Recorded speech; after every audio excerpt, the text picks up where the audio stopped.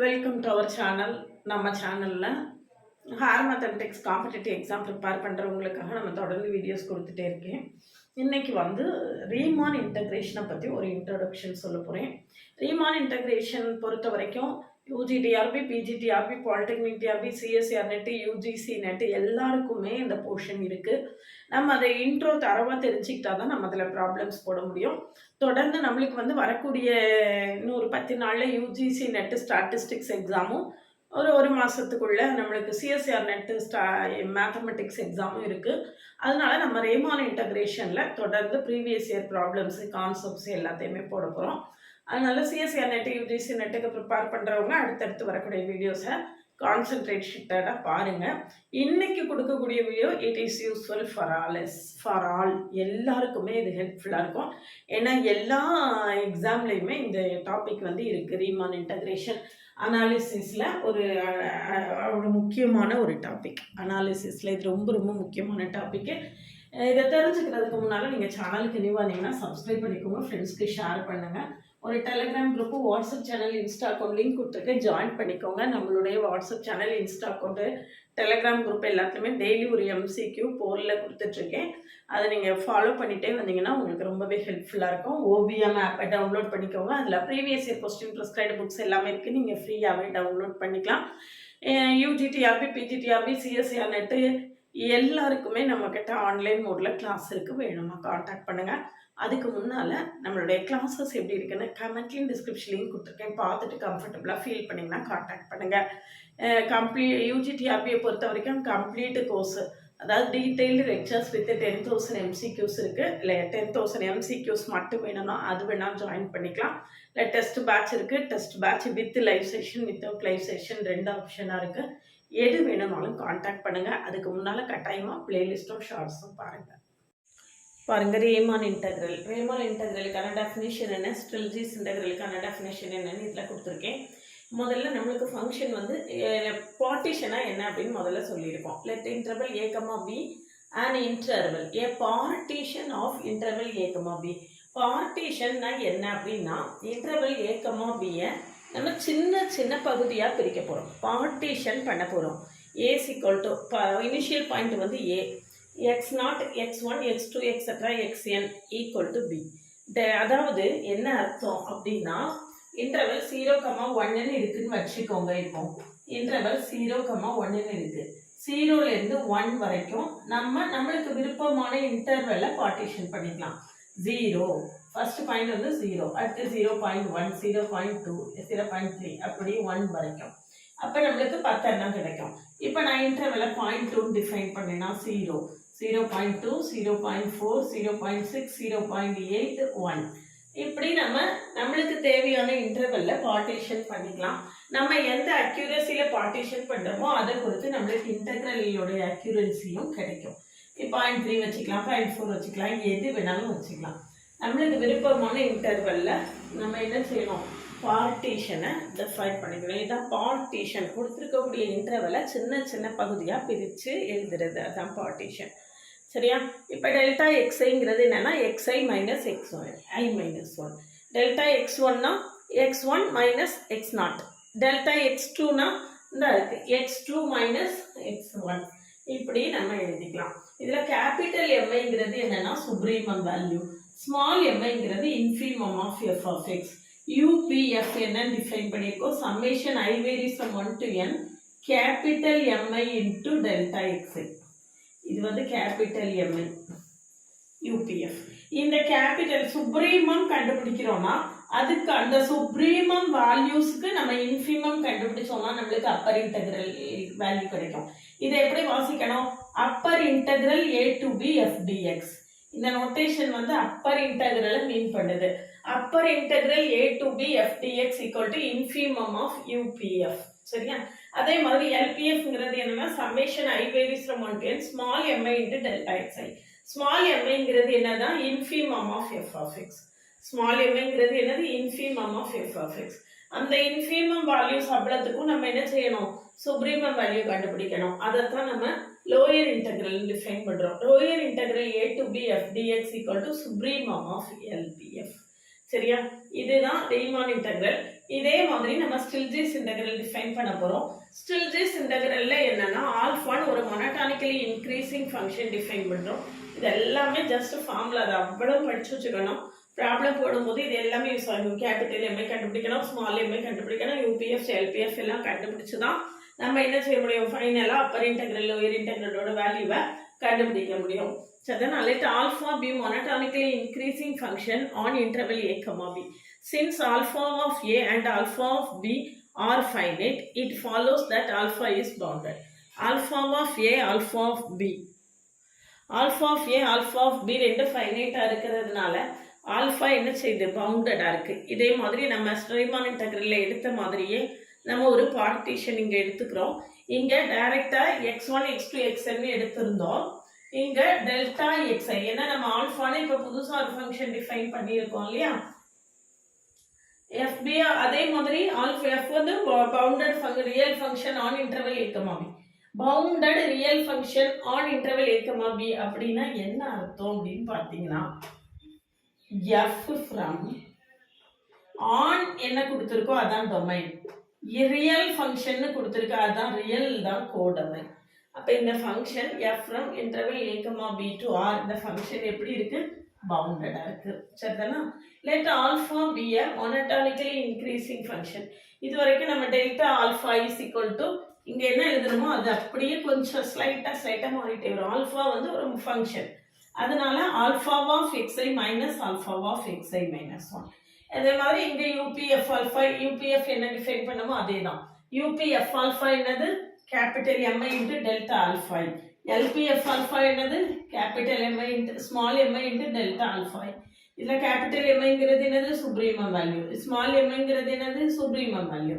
இப்போ எதுக்கு சுப்ரீமம் எடுத்தோமோ அதுக்கு இன்ஃபீமம் எடுக்க போறோம். எதுக்கு சுப்ரீமம் எடுத்தோமோ அதுக்கு இன்ஃபீமம் எடுக்கிறோம், அதுதான் அப்பர் இன்டெக்ரல். எதுக்கு இன்ஃபீமம் எடுத்தோமோ அதுக்கு சுப்ரீமம் எடுக்க போறோம், அதுதான் லோயர் இன்டெக்ரல். சரிதானா? இதுதான் நம்மளுக்கு ரீமான் இன்டெக்ரல் ஸ்டில்ஜிஸ் இன்டெக்ரலுக்கான பேசிக்கான ஃபார்முலா.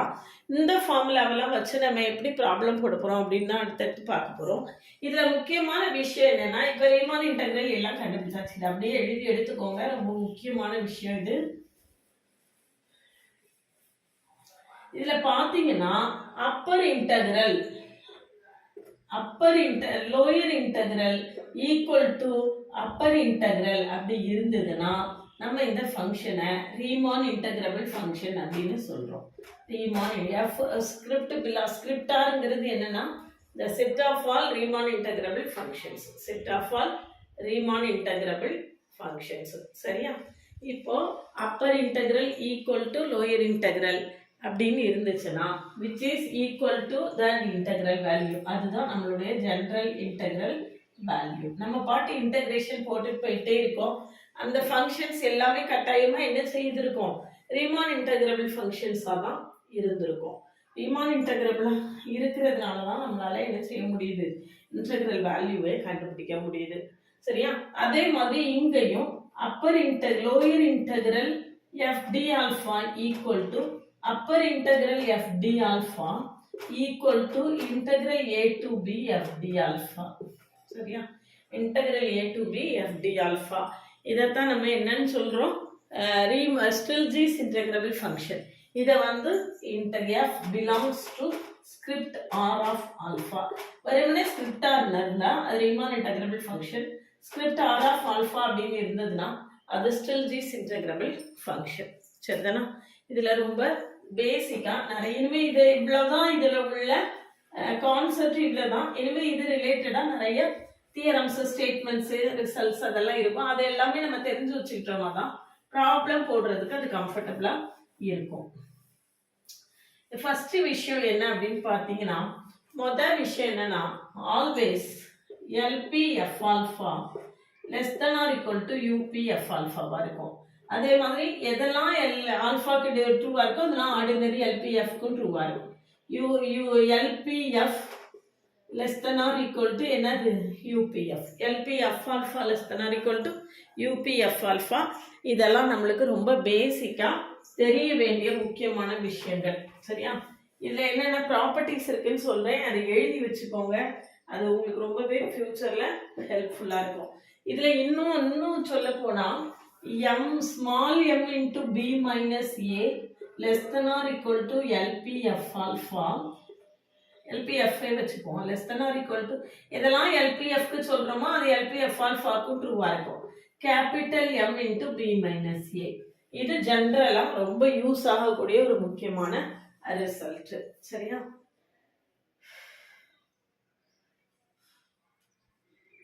அடுத்தது P star is a refinement of P.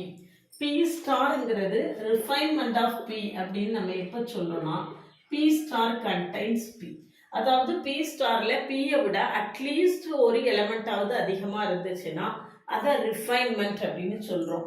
இப்போ P1 P2ன்னு ரெண்டு ரிஃபைன்மெண்ட் இருக்குன்னா P star is equal to P1 union P2. இதை காமன் ரிஃபைன்மெண்ட் அப்படின்னு நம்ம டிஃபைன் பண்ணுவோம். சரிதானா?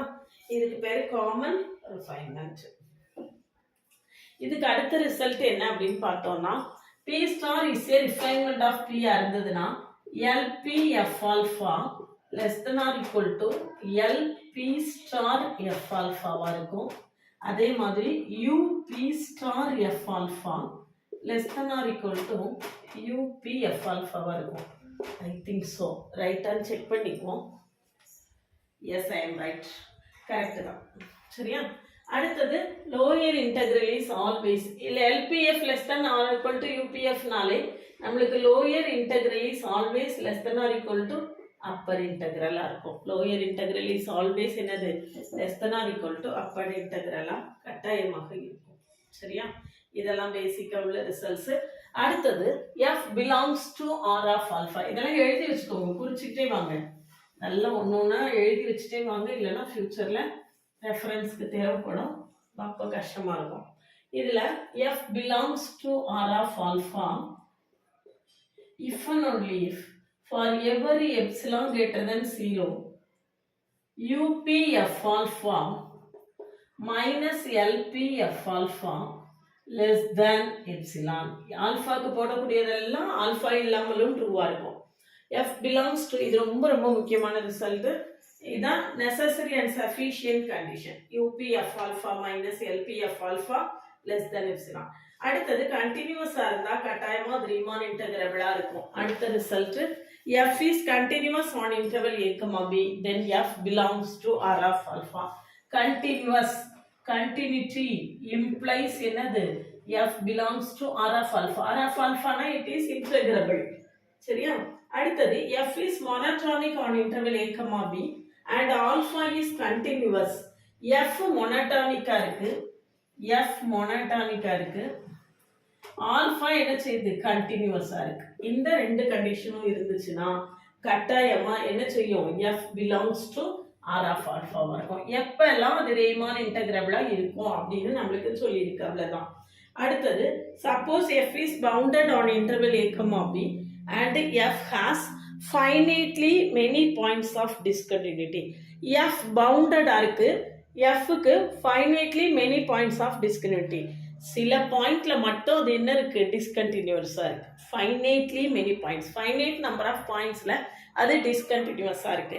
அப்படி இருந்ததுன்னா நல்ல முக்கியமா கவனிச்சுக்கோங்க, மூணு condition. F is bounded, F is bounded, F is discontinuous at finitely many points, finitely many points, and alpha is continuous. மூணு கண்டிஷனும் இருந்தா F bounded, F is discontinuous at finitely many points of interval a, b, அடுத்தது alpha is continuous. இந்த மூணு கண்டிஷனும் இருந்ததுன்னா F என்ன செய்யும்? Riemann இன்டகிரபிளா இருக்கும். சரியா? F கட்டாயமா என்ன செய்யும்? ரீமான் இன்டகிரபிளா இருக்கும். அடுத்தது composition of continuous function, composition of Riemann integrable function is Riemann integrable. அதாவது F உம் G யும் ரீமான் இன்டகிரபிளா இருக்குன்னா F composition G யும் என்ன செய்யும்? ரீமான் இன்டகிரபிளா இருக்கும். சரியா? அதுதான் அடுத்த ரிசல்ட். அதை எப்படி சொல்லியிருக்காங்கன்னு பாருங்க. F is Riemann integrable, F belongs to என்னது? R of alpha. Phi is continuous. Phi continuousனாலே கட்டாயமா அது என்ன செய்யும்? ரீமான் இன்டகிரபிளா இருக்கும். Height of x is equal to phi of f of x. h of x is equal to என்னது phi of f of x. இப்படி இருந்ததுன்னா அதுக்கு அதை வந்து இந்த h of x என்ன செய்யும் ரீமான் இன்டகிரபிளா இருக்கும். அதாவது என்ன அர்த்தம் நான் சொல்றேன், இது வந்து என்னது phi composition f.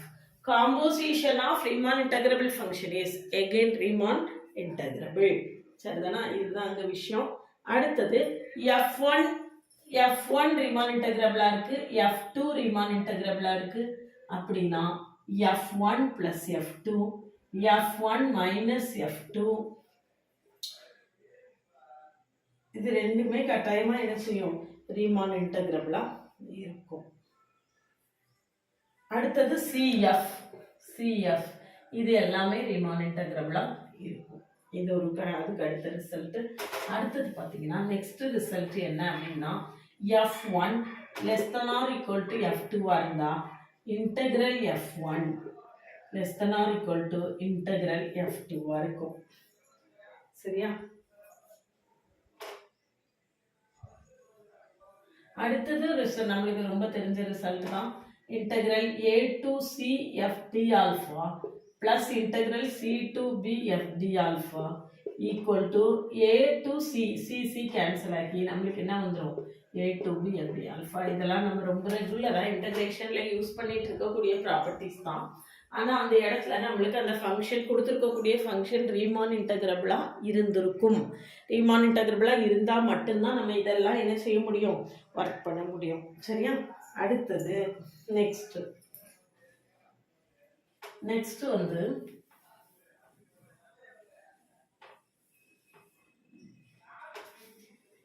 Modulus of integral a to b f d alpha less than or equal to integral a to b mod f d alpha.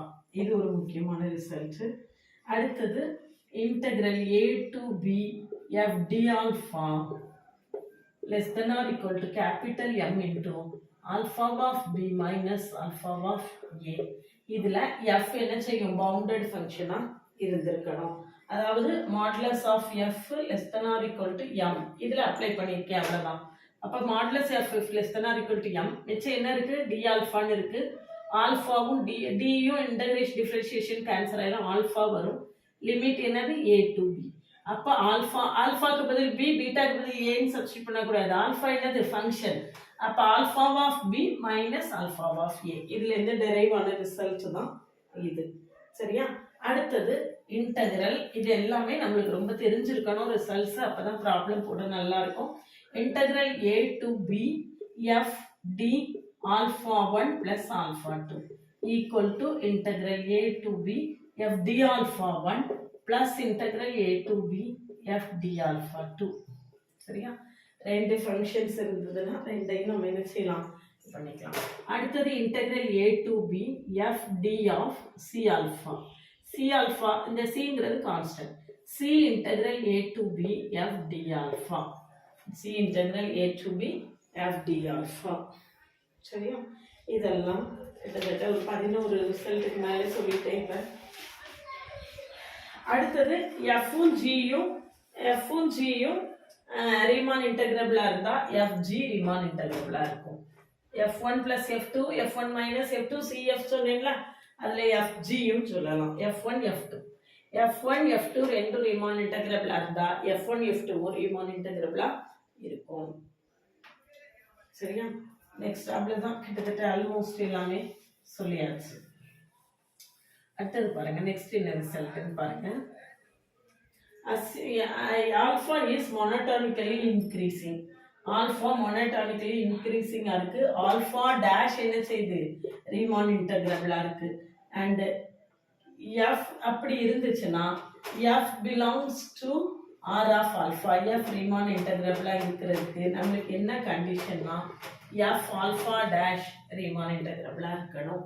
இது ஒரு if and only if result. இதுல integral a to b f d alpha equal to integral a to b f of x alpha dash of x d alpha. சரியா, அடுத்தது composition of function is continuous. அதுதான் change of variable property. phi is change of variable property அப்படின்னு சொல்றோம். Suppose phi is strictly increasing continuous function. Phiங்கிறது strictly increasing continuous function. எங்கிருந்து எங்க capital interval a, b லேருந்து small interval a, b க்கு. Alpha is monotonically increasing on எங்க small interval a, b. சரியா? இப்போ define beta and g. பீட்டாவும் எங்கிருந்து எங்க தான் interval capital interval a, b ல இருந்து, ஜியும் கேபிட்டல் இன்டர்வல் a, b ல இருந்து நம்ம காம்போசிஷன் ஆஃப் ஃபங்க்ஷன்ஸ் தான் சொல்ல போறோம். டொமைன் கொடுத்துருக்கேன், கோடொமைன் கொடுக்கல அப்படின்னா கோடொமைன் வந்து ரியல் நம்பர். இந்த கண்டிஷன்ஸ் இவ்வளவு இதெல்லாம் இப்படி இருந்துச்சுன்னா beta of y equal to alpha of phi of y. Alpha of y அல்லது g of y equal to f of phi of y. f of phi of y. இதுல g Riemann இன்டகிரபிளா இருந்தா f கட்டாயமா Riemann இன்டகிரபிளா இருக்கும். அது ரெண்டு ஈக்குவலாகவும் இருக்கும். f Riemann இன்டகிரபிளா இருந்தா g Riemann இன்டகிரபிளா இருக்கும். both are equal also. f எங்க இருந்து எங்க இன்டர்வல் a, g எங்க இருந்து எங்க கேபிட்டல் இன்டர்வல் a, b ல இருந்து.